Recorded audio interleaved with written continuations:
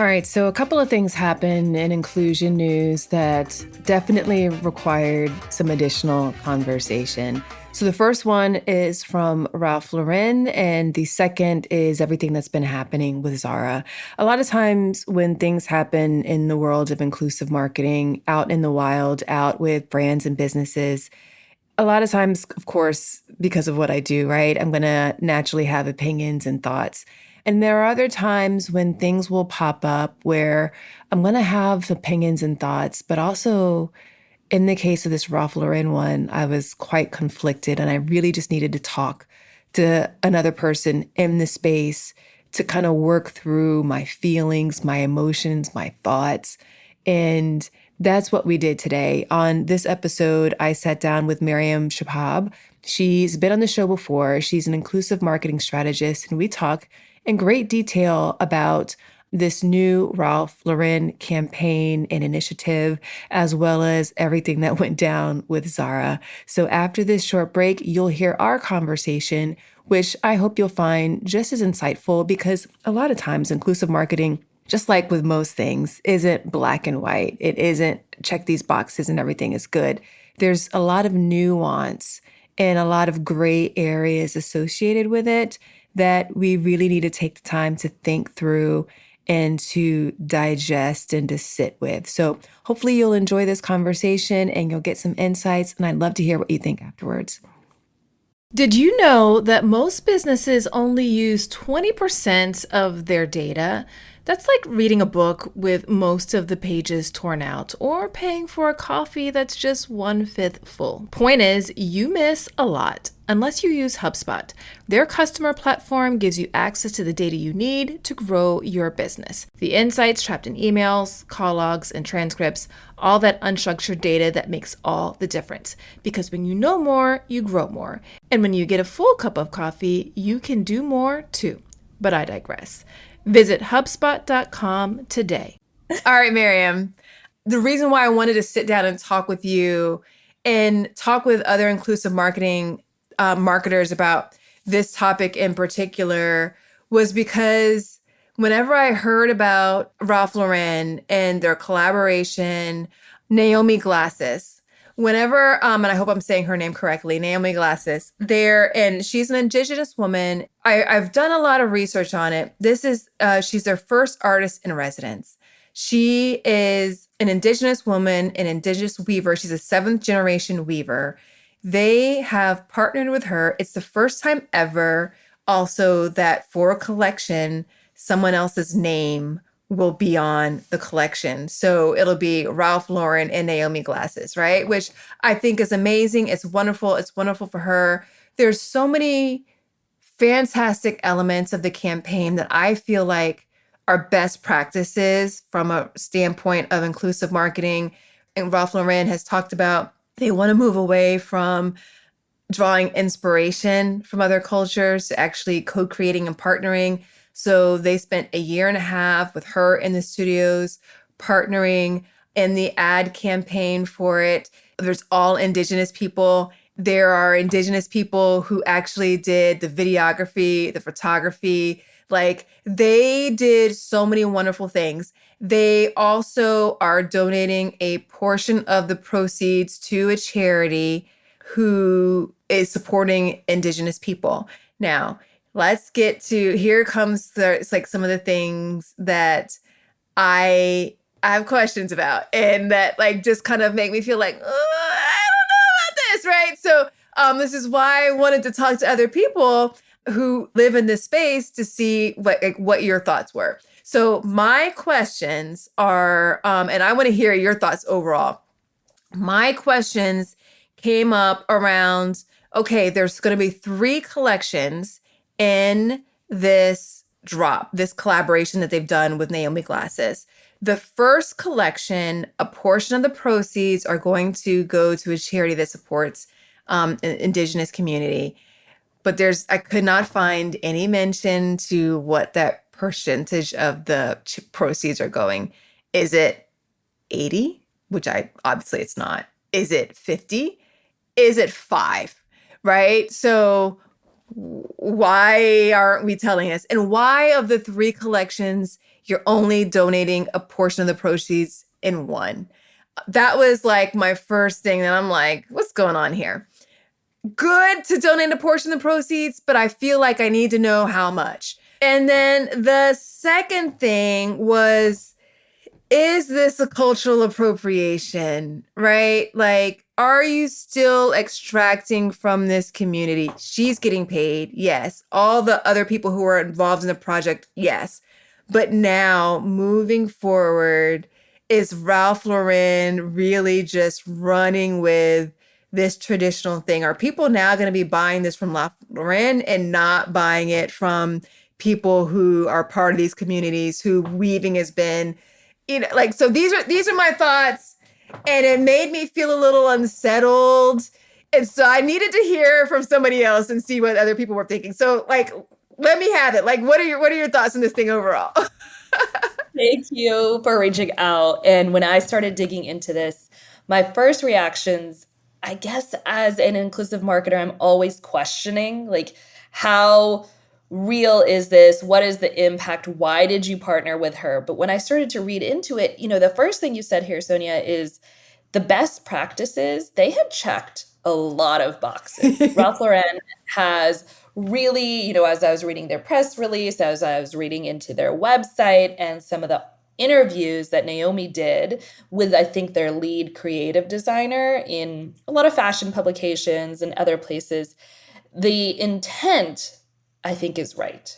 I think their intent to really do the co-creation and, they really were working behind the scenes with, I think it was an advisory council of folks outside of Ralph Lauren that are Indigenous folks to counsel on this. So it's not just resting on the shoulders of Naiomi as a singular individual to bring this to life. I think they were doing a lot right. But the fact that they are not sharing the percentage is really interesting. Just from a marketing perspective, why wouldn't you?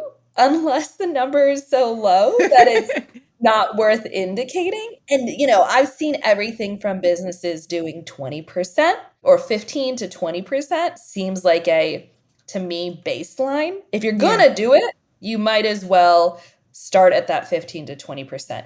And of course, there's brands that are impact driven, mission driven that are doing 50%.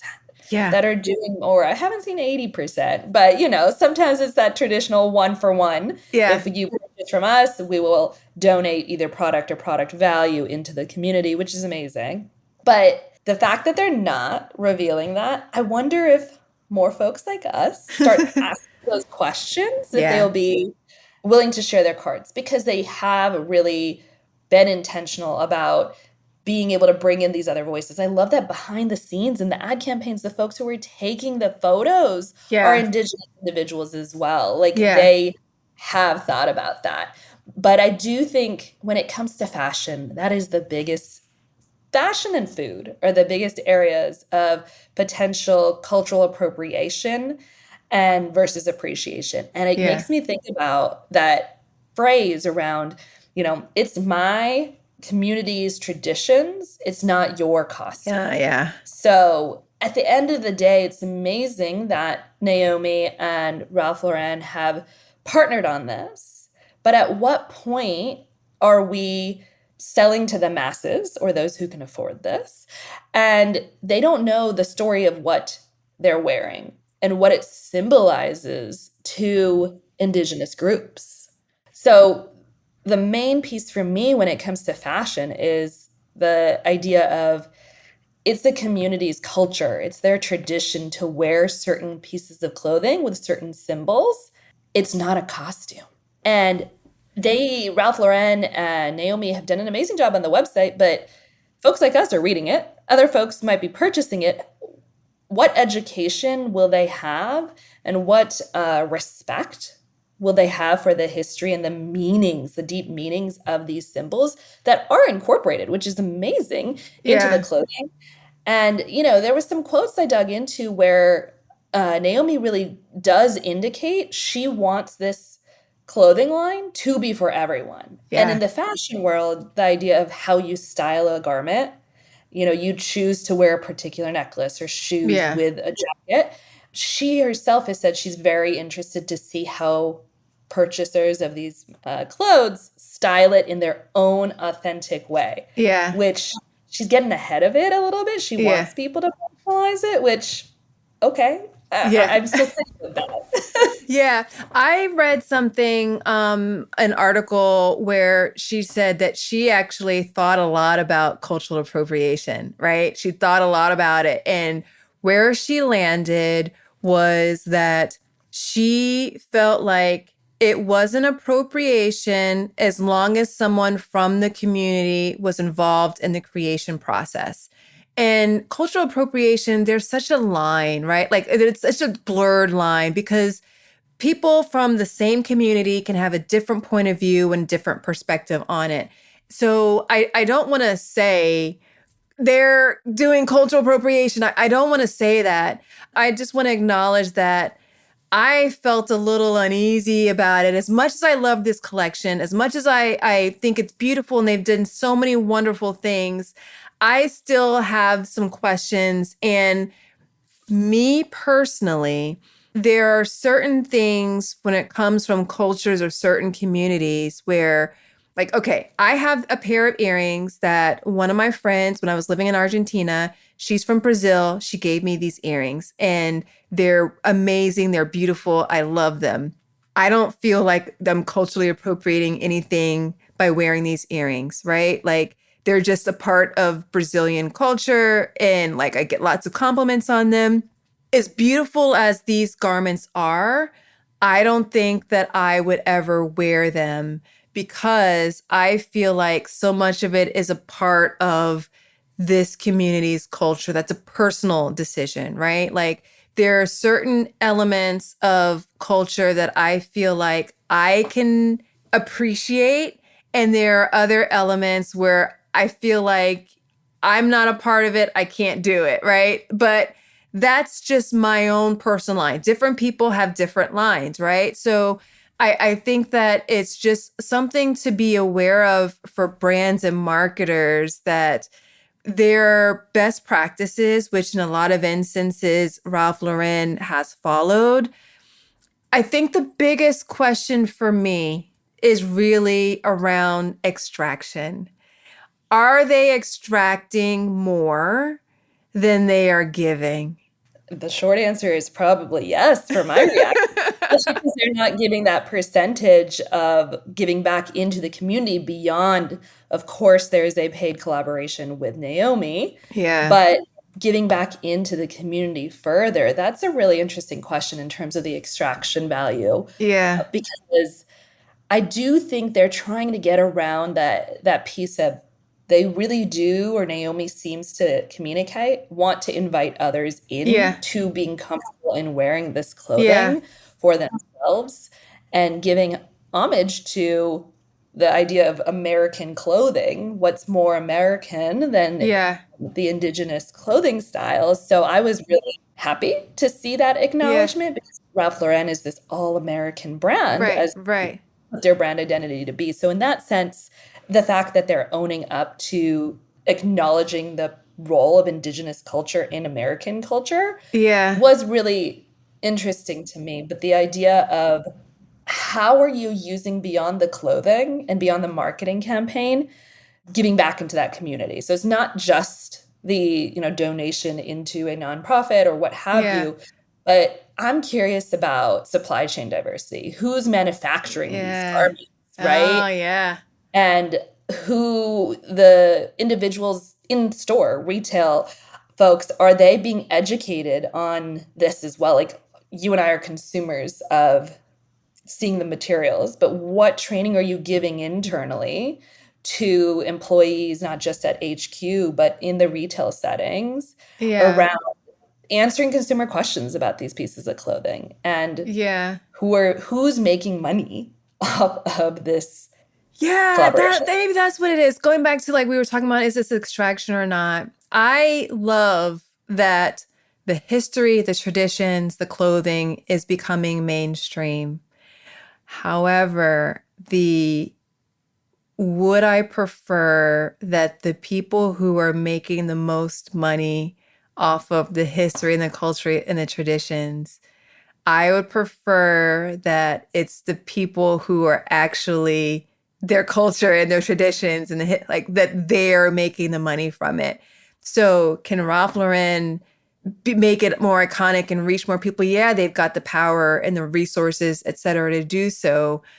I I don't want Ralph Lauren to be profiting more from this history and culture than the indigenous community.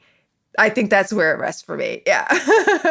Well said. I think that is a perfect takeaway. And I think part of it is the education of consumers. How are you, as a marketer, exploring and giving the stage to consumers to learn and dig in? And I think that they're doing some things right there, but Yeah. there's Yeah. also lessons that can continue for other brands to dig in further. Yeah. All right. Thank you for letting me for talking through this. And I needed to talk through it, right? Like, I just was unsettled in my soul. And I was like, why do I feel so unsettled? Okay. I'm so glad we had the chance to talk about this. Okay, I've got another podcast recommendation for you. It's Augmenters, hosted by Julie Meyer and Jimmy Edgerton, and it's brought to you by the HubSpot Podcast Network, the audio destination for business professionals. So on this show, Julie and Jimmy dive into mentoring and explore ways to augment and refresh the mentoring environment. They're using 8 core principles that weave relevant spirit guides and diverse guests, and Julie and Jimmy use a lot of humor and practical tips to help mentors and mentees get further, faster together. There's so many great episodes to tune into for this show, but one that you might find especially interesting is their latest episode, number 120, Mentoring Across Gender, Men as Allies and Mentors. Listen to Augmenters wherever you get your podcasts. All right, moving on to the second brand that we wanted to react to today is Zara. They've been in the news a lot lately. So I'm going to let you take the reins and set Zara up. Sure. Okay. So the Zara marketing team launched recently a new campaign for, I think it's called The Jacket. And it was a whole series of images which showcased mannequins wrapped in white cloth, some of them missing limbs as well. And the model standing in the middle in a very power pose position over some of these wrapped mannequins. It was the scene of chaos in a photo. Things were intentionally ripped up, looking like they'd been destroyed in the background as well. And essentially, the reaction and the timing of this campaign is during the Israel Hamas genocide that is happening right now. Yeah. And many consumers, audiences saw this campaign go live on Zara's website, on Zara's social media channels, and felt disturbed by the images they were seeing because they were very similar to the images that are flooding social media, the horrific images coming out of the destruction and the violence that's happening in Gaza right now. And the idea of consumers seeing these images from a brand that is trying to sell something with no recognition of the similarities in the images was shocking to me. There's this term shockvertising, and I don't know that they were intentionally going for that. It was more so, I think they were significantly unaware of how their images would be perceived. But the issue for me was when audiences were telling them that this is how they are receiving these images, to be in distaste, to be disrespectful to actual lives being lost, they weren't ready to listen. And there's this term you use so often, Sonia, of customer-centric marketing. Yeah. What Zara did was the opposite. Instead of listening to their customers, ultimately it looked like about 48 hours or so to actually make a statement when they realized so many individuals, customers or potential customers or former customers, were on their social media feeds using phrases like boycott Zara, or also just indicating what they found wrong in the images. And they made a statement that was the anti-statement of the year, I think, in terms of how, in general, a brand should respond to a crisis of any kind, but particularly a crisis that their customers are saying that their images are insensitive due to global events and how it's making them feel. Their statement was just the opposite of how any brand should handle a situation. And I did a thing where I've been experimenting with ChatGPT more. And I asked ChatGPT, write an apology from a brand that has created an insensitive, culturally inappropriate campaign. And ChatGPT did a better job of checking than I'm sure a committee of folks at Zara. That's the stage. Yeah. So I was looking at a lot of the comments. So for context, whenever we say that people were angry in like on the Instagram post alone, there were more than 200,000 comments, right? In a very short time period, right? And the vast majority of those comments were negative and expressing Zara like, what are you doing? WTF? Like, what is happening, Zara? And I looked at some of the commentary, like whenever they did issue their statement, because I can't even call it an apology anymore. I'm calling it a statement. So Sure. just to be clear, they removed the imagery. They removed the imagery. And in their statement, one of the things that they said was they explained what happened. And what they said was, we conceived the campaign in July, we shot it in September. It has nothing to do, which the beginning of this war in Israel and Hamas started on October 7th, right? So they're trying to add this context that all this happened before. So it couldn't have anything to do with what we're seeing now from this genocide, right? So that was where they started. And then they said, let me just read the statement. After listening to comments regarding the latest Zara Atelier, I don't know if that's how you say it or not, campaign, the jacket, we would like to share the following with our customers. The campaign that was conceived in July and photographed in September presents a series of images of unfinished sculptures in a sculptor's studio and was created with the sole purpose of showcasing craft-made garments in an artistic context. Unfortunately, some customers felt offended by these images, which have now been removed, and saw in them something far from what was intended when they were created.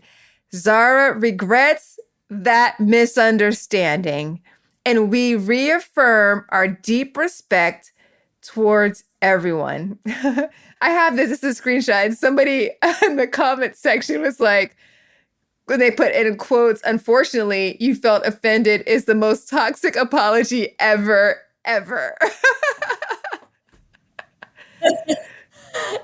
It is toxic. It is gaslighting the customers. I fully understand the need to indicate the timeline of when the campaign was shot. There was some folks who were trying to understand if there was malicious intent. And I don't think there was. Yeah, I don't either. But being able to hear how others are interpreting your symbols, your imagery in the context of when things are posted, that's what cultural intelligence is. That's what cultural competency is, inclusive marketing. Being in this space, and how I know that you think as well, Sonia, is that inclusive marketing is just marketing done right. Yeah, It's just the future of marketing. I firmly believe that. But then when things like this happen, it makes me question how much more we have to do as marketers, as communicators to get to that end goal, because all marketing and advertising is symbols. And how individuals interpret symbols and words, denotation versus connotation, that's just how we have to understand people comprehend things differently based on their lived experiences, based on how they interpret certain pieces and the timing of when that is presented to them, whether it's during a social media scroll or, watching TV or what have you, the mindset of that consumer. And to me, that's just how advertising works, marketing works. But not all folks are open to understanding just because a brand is saying something doesn't mean the consumer is going to understand it that way. Yeah, and I say this a lot. Just because you intend something doesn't mean that's going to be how it's received. Think Mhm. about any communication or any argument or any disagreement you've had with any person ever in your life. How often was you intended to communicate one thing and they received it in a different way that was intended? That doesn't mean it didn't upset them. That doesn't mean that you didn't cause harm. It means that the communication was not received in the manner it was, and the damage still happens, right? So, Yes. when we apologize, period, the apology should never be, I'm sorry you feel that way. I'm sorry that you interpreted it in that way, right? What we say, intended or not, can cause harm to people. Mhm. We need to apologize and take ownership of that and apologize whenever, people, and it's not just like one person. It wasn't 100 people. This was hundreds of thousands of people who commented, and that was just on one platform. And that doesn't even take into consideration the people who were offended who didn't even take the time to comment, right? Like, so there's like multiples more people, who were upset. But then they issued this statement, they removed the campaign, but so many more people were pissed off because of the way they responded to it. Like you said, there was gaslighting, there was just like, you misunderstood. You misunderstood. There's, yes, like the timeline jibes, but like, I think that there's this, whenever you start to see, like you said, that people are not receiving it in the manner that you intended, you must act swiftly. Mhm. You must act swiftly and understand that this is how people feel. This is the impact that it's having. And even though there wasn't malicious intent, there's a real impact because of what's happening in the world. There was no mention of what's happening in the world. Like, there was no mention of like what their values were, because people were responding. I feel like they were questioning Zara's morals and needed them to respond like, are your morals and your values aligned with mine, or are they like in a completely different place? And their morals or their values, because I went and I dug into this, and part of their values is respect. So the line that they had in there about respect, we reiterate our deep respect for everyone.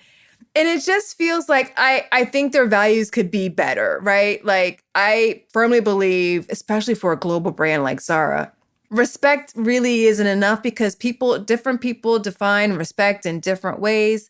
And it just feels like nothing. We respect everybody, right? Like, yeah, we respect everybody. We mean no harm. We're not gonna get into maybe what they felt is like a political sort of, discussion, but it's political. The response is all politically relate. Like, you know what I mean? Like, it's, you can't just like take that out of the equation.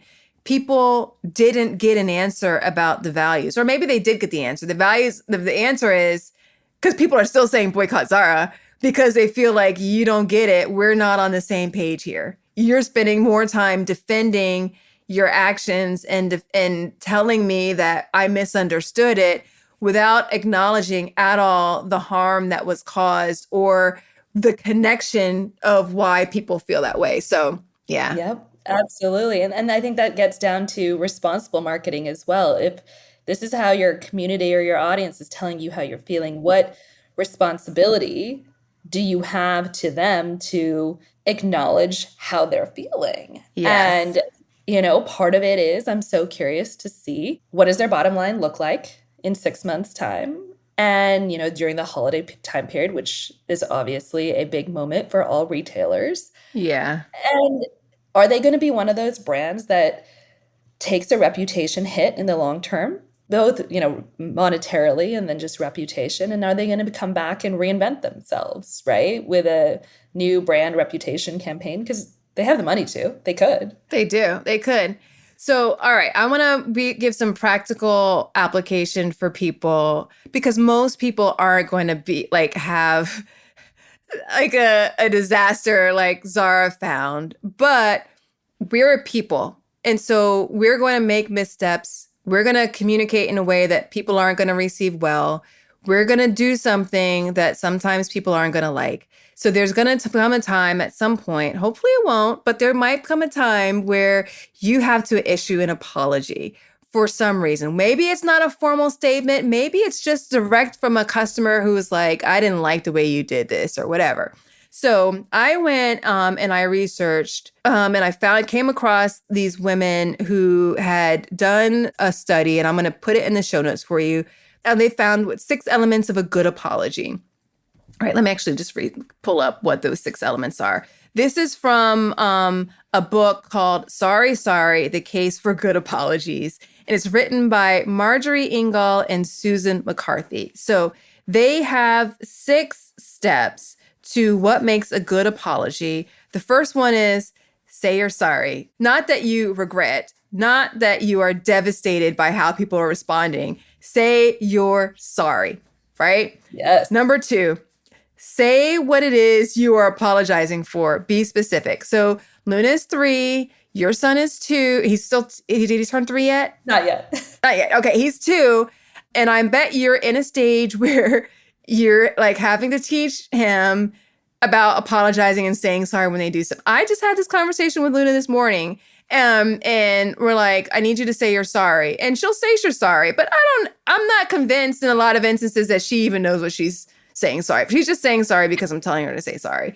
But we're adults, we're not toddlers, right? And so I'm working on this, but like, say what it is that you're apologizing for and be specific. So that helps people internalizing that you actually know what you did and that you can do better the next time.